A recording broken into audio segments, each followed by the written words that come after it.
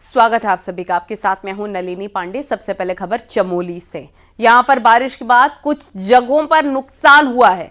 चमोली के पीपलकोटी इलाके में मूसलाधार बारिश हुई और इसके बाद बरसाती नाले उफान पर आ गए। एक बरसाती नाला उफान पर आकर सड़क पर पानी बहने लग गया और पानी की तेज धारा में 4 गाड़ियां भी फंस गई। इस दौरान किसी जनहानि की खबर नहीं है, लेकिन गाड़ियों को काफी नुकसान हुआ है। बारिश के पानी के साथ आए मलबे ने दिक्कतें बढ़ाई हैं। अब प्रशासन की टीम ने मौके पर पहुंचकर नुकसान का आकलन भी किया है। चमोली और आसपास के इलाकों में लगातार बारिश हो रही है और तेज बारिश की वजह से मुसीबतें बढ़ रही हैं। चमोली में ही टंगड़ी के पास पागल नाला भी उफान पर आ गया है, जिससे बद्रीनाथ हाईवे बंद हो गया है। इसे खोलने का काम किया जा रहा है।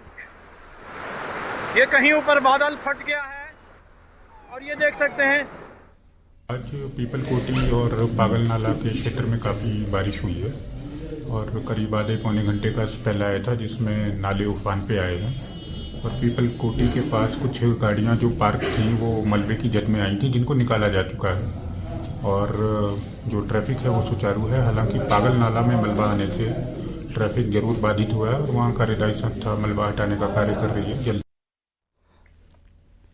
उत्तराखंड के कई इलाकों में बारिश हो रही है। मौसम विभाग ने आगे तेज बारिश का अलर्ट जारी किया है। आज रात और कल के लिए बारिश का अलर्ट जारी हुआ है। इसमें भी चमोली बागेश्वर जिलों में ज़्यादा बारिश हो सकती है और चमोली में खास तौर पर चारधाम यात्रियों को अलर्ट किया गया है।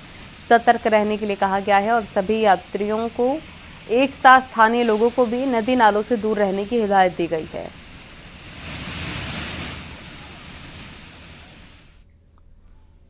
रुड़की से बड़ी खबर। यहां तहसील परिसर के अपर तहसीलदार के पेशकार को गिरफ्तार कर लिया गया है। पेशकार रोहित को 10,000 की रिश्वत लेते हुए रंगे हाथ गिरफ्तार किया गया। देहरादून से आई विजिलेंस की टीम ने जाल बिछाया, घूस को रोहित को गिरफ्तार कर लिया। यहां एक कृषि भूमि का मामला रुड़की की तहसील कोर्ट में चल रहा है और इस पर कार्रवाई के एवज में आरोपी पेशकार रोहित ने 25,000 रुपए की मांग की थी।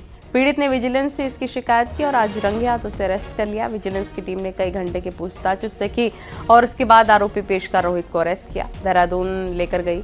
सीएम पुष्कर सिंह धामी के निर्देश पर घूसखोर कर्मचारी और अधिकारियों पर ताबड़तोड़ कार्रवाई हो रही है और इसे भी उसी से जोड़कर देखा जा रहा है।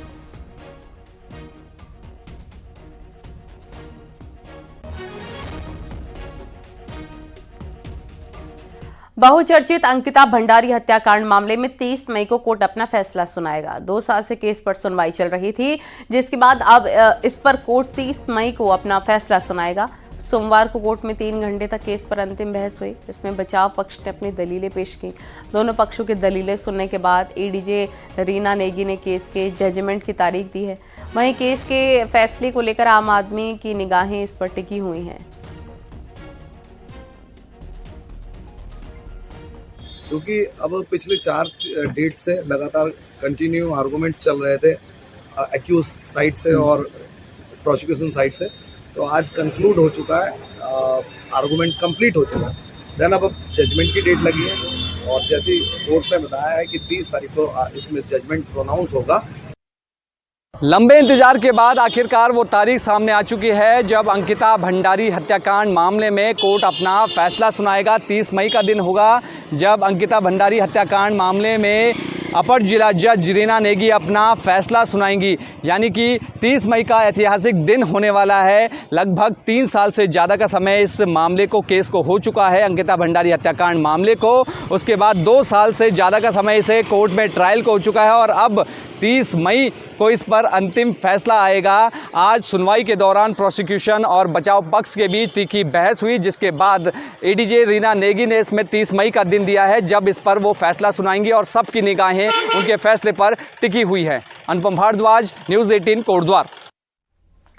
खबर देहरादून से, जहां पर लैब असिस्टेंट की भर्ती परीक्षा में 17 नकल करने वालों को पकड़ा गया। रविवार को सीबीएसई की लैब असिस्टेंट भर्ती परीक्षा के दौरान 2 अलग अलग परीक्षा केंद्रों से 17 अभ्यर्थी बताया जा रहा है कि ब्लूटूथ डिवाइस के साथ पकड़े गए अभ्यर्थियों में 10 हरियाणा, 5 उत्तर प्रदेश, 2 आंध्र प्रदेश के रहने वाले हैं। पकड़े गए आरोपियों में से एक महिला भी है। आरोपियों के खिलाफ पटेल नगर और डालनवाला थाने में उत्तराखंड में लागू नकल विरोधी कानून के तहत केस दर्ज कर लिया गया है।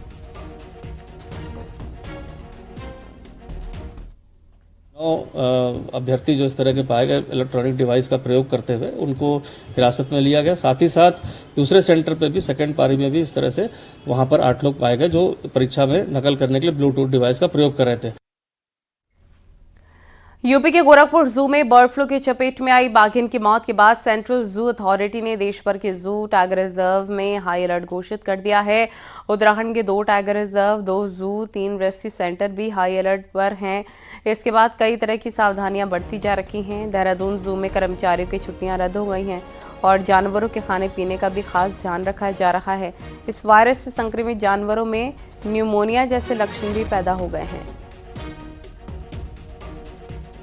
ये तो हमारा बहुत ही स्ट्रिक्ट प्रोटोकॉल है, विशेष करके जो स्वच्छता के संबंध में, हाइजीन के संबंध में।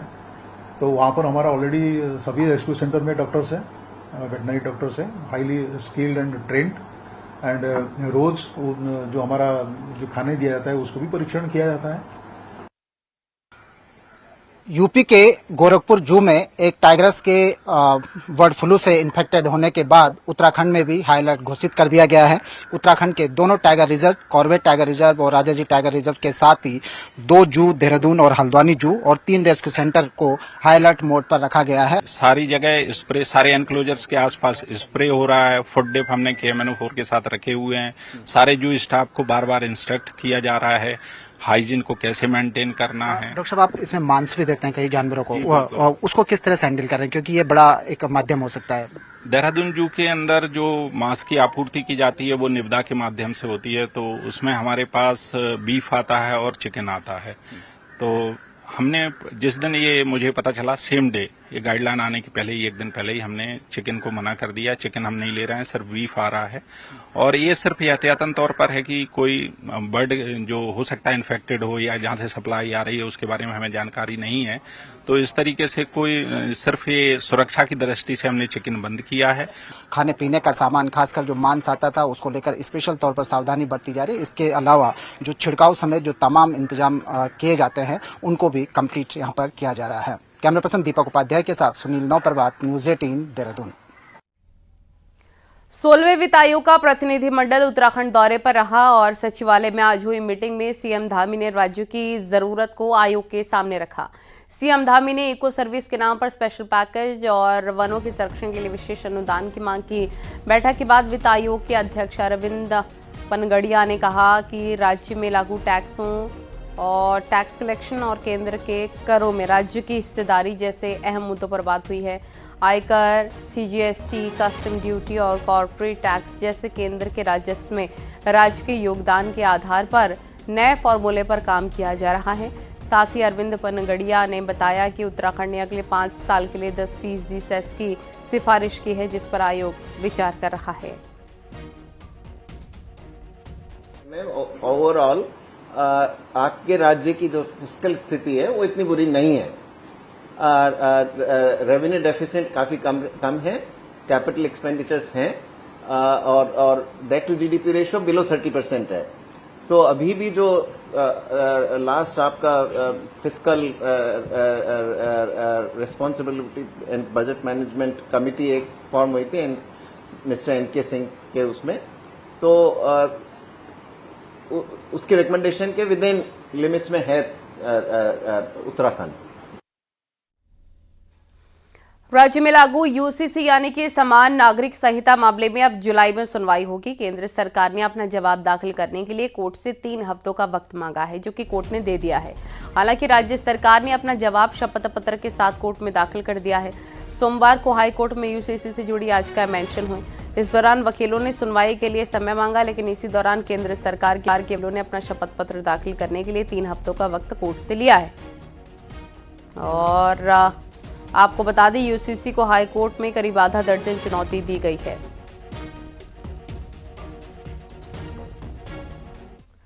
धामी कैबिनेट की मंजूरी मिलते ही उत्तराखंड में जमीन की रजिस्ट्री प्रक्रिया पूरी तरीके से डिजिटल होने की दिशा में बढ़ रही है।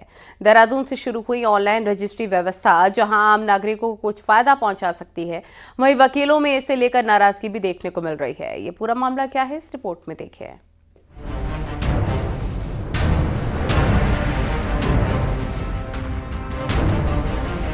ये है देहरादून का रजिस्ट्रार ऑफिस। यहाँ हमेशा लाइनें ही देखने को मिलती हैं, लेकिन अब धीरे धीरे यहाँ शुरू हुई उत्तराखंड की ऑनलाइन रजिस्ट्री व्यवस्था ने संपत्ति खरीद फरोख्त की प्रक्रिया को कागजों से कंप्यूटर स्क्रीन पर ला दिया है। अब जमीन की रजिस्ट्री के लिए न लाइन में लगने की जरूरत है, न ही भारी फीस चुकाने की। कई लोग ये भी मानते हैं कि पूरी तरह से ऑनलाइन रजिस्ट्री करना हर वर्ग के लिए आसान नहीं है। आम जनता को उसमें अगर बेनिफिट मिल रहा है, घर बैठे सारे काम वो वकील अपना रेडी करके देते हैं, तो अगर 1-2 हज़ार रुपये उन्हें एक्स्ट्रा देने भी पड़ते हैं तो वो उसमें कोई भी नहीं सोचता है, वो खुशी से देता है। अपनी दाखिल खारिज ये वो सब उनकी जिम्मेदारी होती है फिर वकील की करा के अपना आप देने की, तो घर बैठे सब काम उनके हो जाते हैं। उत्तराखंड पहला राज्य नहीं है जहां ये व्यवस्था लागू हुई है। इससे पहले यूपी, पंजाब, मध्य प्रदेश और बिहार में ऑनलाइन व्यवस्था पहले ही लागू हो चुकी है। हालांकि डिजिटल क्रांति की इस व्यवस्था से वकीलों का एक तबका नाखुश है। बैना में है वो जैसे पहले चल रहे थे वैसे ही चले, क्योंकि इससे सबसे बड़ी समस्या एक और आएगी कि जब ये ऑनलाइन सिस्टम चलेगा तो बहुत सारे फर्जीवाड़े बहुत सारे अधिकतर होंगे और उसे संभालना बड़ा मुश्किल हो जाएगा। और ये एक और जगह भी लात पड़ी है जिनके रोजगारों पे। स्टाम्प वेंडर पूरे राज्य में कितने बेरोजगार हो जाएंगे, ये गंभीर प्रश्न है। डिजिटल रजिस्ट्री केंद्र सरकार की नीति का हिस्सा है। उत्तराखंड कैबिनेट ने इसे मंजूरी दी है। इसका उद्देश्य प्रक्रिया को और पारदर्शी और भ्रष्टाचार मुक्त बनाना है। ऑनलाइन रजिस्ट्री की इस नई व्यवस्था ने जहां नागरिकों को राहत दी है, वहीं ये बदलाव पेशेवर वकीलों के लिए चिंता का विषय भी बन गया है। सत्येंद्र बर्तवाल, न्यूज़ 18, देहरादून। और रुड़की के मंगलौर इलाके के हरजौली जट गांव में शादी समारोह में एक युवक को तमंचे पर डिस्को करना महंगा पड़ गया। और बताया जा रहा है कि वीडियो सामने आने के बाद पुलिस ने कुछ ही देर में आरोपी युवक को अरेस्ट कर लिया है। पुलिस ने आरोपी से तमंचा बरामद कर लिया है। पुलिस का कहना है जो भी शख्स माहौल खराब करने की कोशिश करेगा उसके खिलाफ सख्त कार्रवाई की जाएगी।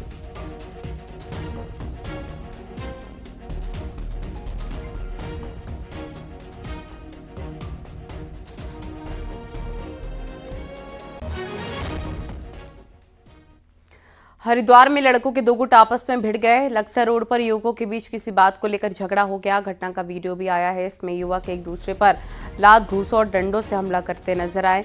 घटना कनखल थाना क्षेत्र के जगजीतपुर की है। वीडियो सामने आने पर पुलिस हरकत में आए 6 लड़कों को गिरफ्तार किया है।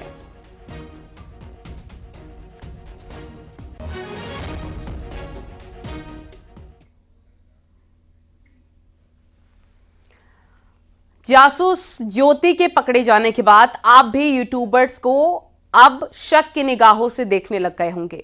लेकिन ऐसा केवल आपके साथ ही नहीं हो रहा, बल्कि उत्तराखंड पुलिस भी यूट्यूबर्स को इसी शक भरी निगाहों से देख रही है। देखिए।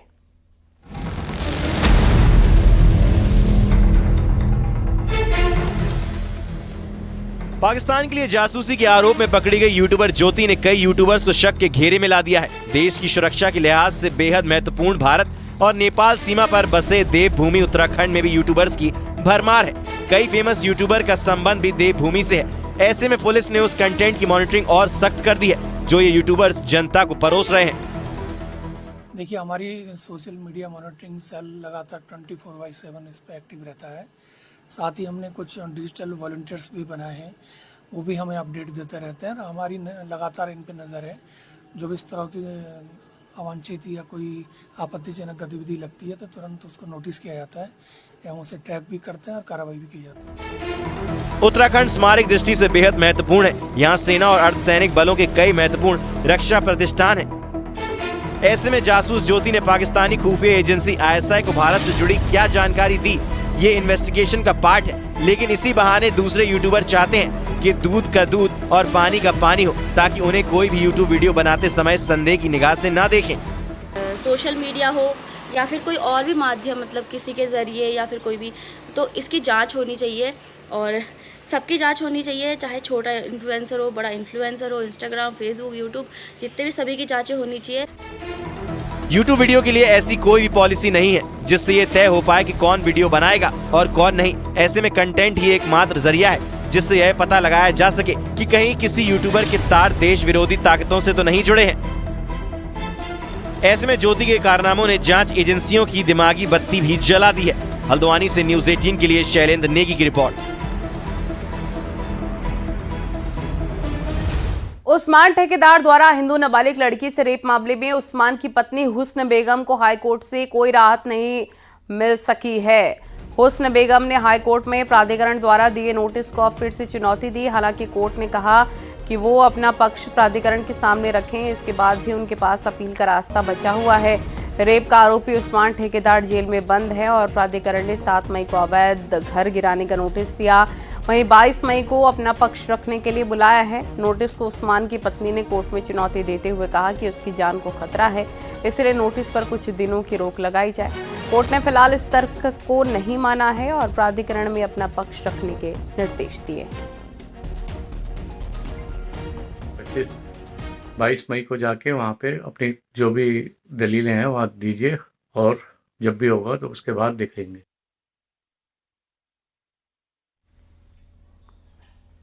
नैनीताल शहर को जाम मुक्त करने के लिए योजना तो तैयार हुई, लेकिन 7 सालों में रोपवे का प्लान सिर्फ फाइलों में घूमता रहा।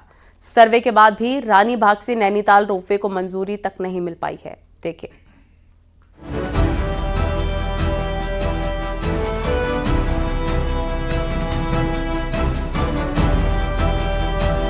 सरोवर नगरी को इसी जाम से बचाने के लिए साल 2017 में तैयार हुई रोपवे योजना अभी भी हवा में ही झूल रही है।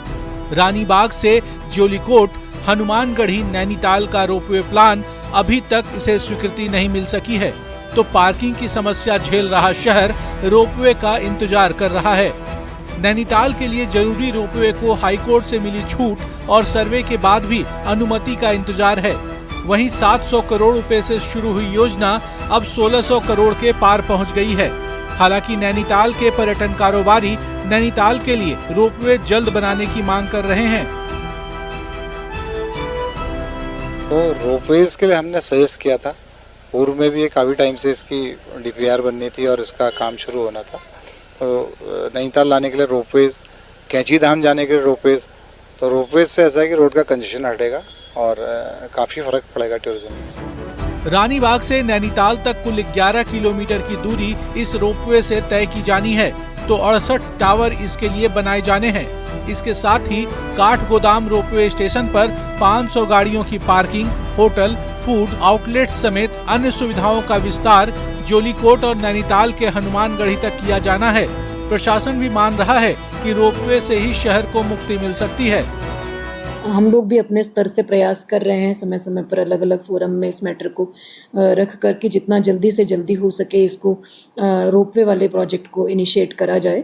इससे काफ़ी लाभ होगा। इससे जो डे विजिटर्स हैं, जो अननेसेसरी 2 व्हीलर्स या इस तरह के वाहन लेकर आते हैं, वो काफ़ी बड़ी संख्या है नैनीताल में एंट्री करने वालों की, उसको काफ़ी राहत मिलेगी और वो बहुत कम चार्जेस में, बहुत कम असुविधा में जो है नैनीताल के अंदर रोपवे के माध्यम से आ पाएंगे। बहरहाल रोपवे का इंतजार तो बढ़ ही रहा है, साथ ही इसकी लागत भी अब बढ़ती जा रही है। ऐसे में यदि रोपवे को जल्द स्वीकृति मिलती है तो कम से कम आने वाले दिनों में नैनीताल से कैंची धाम तक जाम को मुक्ति मिल सकती है। न्यूज 18 के लिए नैनीताल से वीरेंद्र बिष्ट की रिपोर्ट।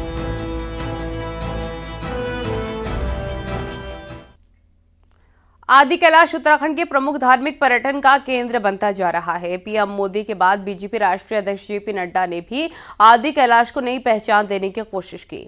नड्डा देश की ऐसी दूसरी बड़ी शख्सियत है जिन्होंने 18,000 फीट की ऊंचाई पर पहुंचकर आदि कैलाश के दर्शन किए।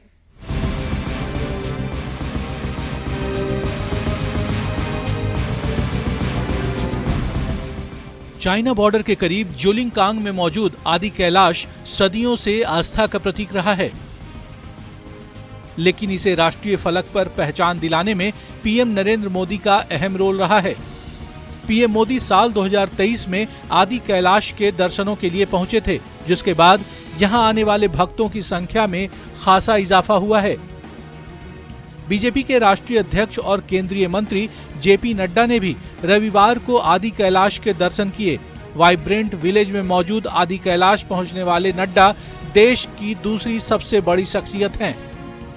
कोई आदि कैलाश के दर्शन के लिए आ रहे हैं, कोई आके प्राकृतिक सौंदर्य के लिए आ रहे हैं, कोई यहाँ की धरोहर, सांस्कृतिक धरोहर के लिए आ रहे हैं, और आप सब लोग पारंपरिक तरीके से जिस तरीके से उनका स्वागत करते हैं, उसके कारण से उन लोगों के दिल में भी एक बहुत अच्छी जगह आप बना पा रहे हैं। नड्डा ने आदि कैलाश के दर्शन तो किए ही, साथ ही गुंजी, नाभी और कुटी जैसे वाइब्रेंट विलेज में जरूरी सुविधाओं का खाका भी तैयार किया।